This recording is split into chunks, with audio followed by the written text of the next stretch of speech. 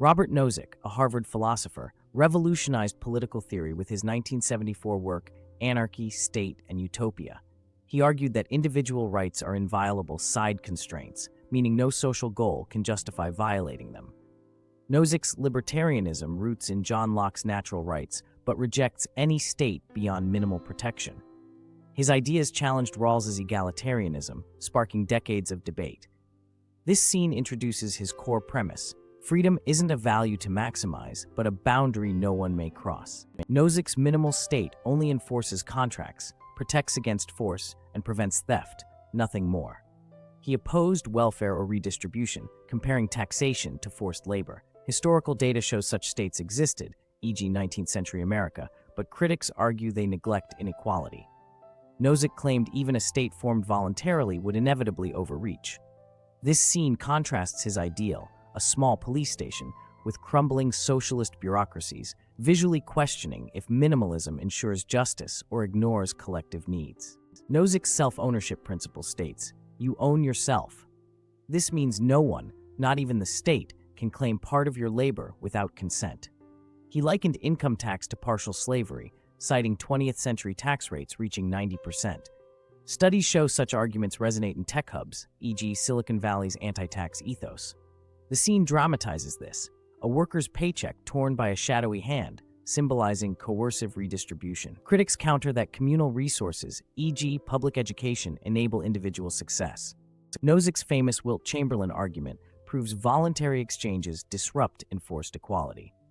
If fans freely pay Chamberlain, NBA star, extra, wealth disparities naturally arise, and blocking this violates liberty. Data shows such meritocratic inequality, e.g., CEOs earning 300x average workers, grew since the 1980s. The scene depicts fans handing cash to Chamberlain, who smiles while signing autographs. Critics argue unchecked markets enable exploitation, e.g. sweatshops, but Nozick deemed consent paramount. Nozick adapted Locke's idea: owning land is just if enough and as good remains for others. He cited homesteading, e.g. American settlers, but acknowledged modern complexities like intellectual property. Tech patents, e.g. Apple's iPhone, test this. Does innovation justify monopolies? The scene shows a farmer turning barren soil fertile, embodying labor-based ownership.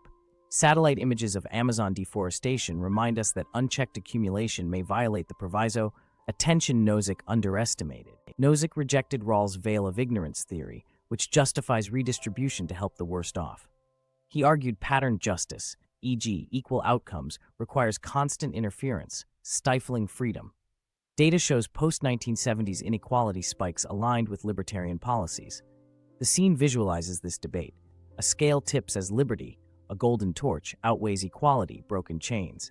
Yet, Nordic models prove redistribution can coexist with prosperity, a nuance Nozick's binary framing missed. Nozick envisioned a meta-utopia where mini-societies coexist, hippie communes, tech cities, religious enclaves, allowing choice without coercion. Modern examples include charter schools and Silicon Valley seasteading projects. However, critics note such fragmentation risks polarization, e.g. political echo chambers. The scene mosaics diverse communities, a geodesic dome, a high-tech hub, a monastery. Nozick's ideal assumes peaceful competition, but history shows cultural clashes often escalate. Nozick's principles fuel today's anti-mandate movements. 2020's protests against vaccine mask rules echoed his self-ownership claims, though public health data shows mandates save lives. The scene captures a rally outside a courthouse. Signs read "My body, my choice," and "Taxation is theft."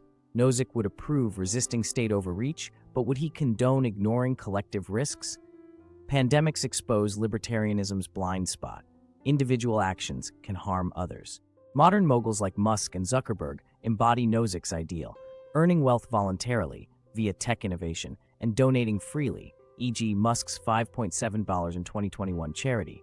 Yet their tax avoidance, $160 in unpaid taxes among top 10 billionaires, sparks outrage. The scene contrasts a CEO signing a charity check with a politician reaching for it. Nozick praised such philanthropy, but is it enough? Studies show private charity rarely addresses systemic poverty as effectively as public programs. Nozick's legacy is this tension. If rights are absolute, collective action, e.g. climate laws, becomes impossible. Yet 21st century crises demand cooperation. The closing scene shows a lone hiker leaving a chaotic city for open land, symbolizing libertarian individualism. But satellite data reveals his path crosses eroded public lands, begging the question, without collective stewardship, can freedom survive? Nozick offered no answer, but his challenge endures: how to balance I and we.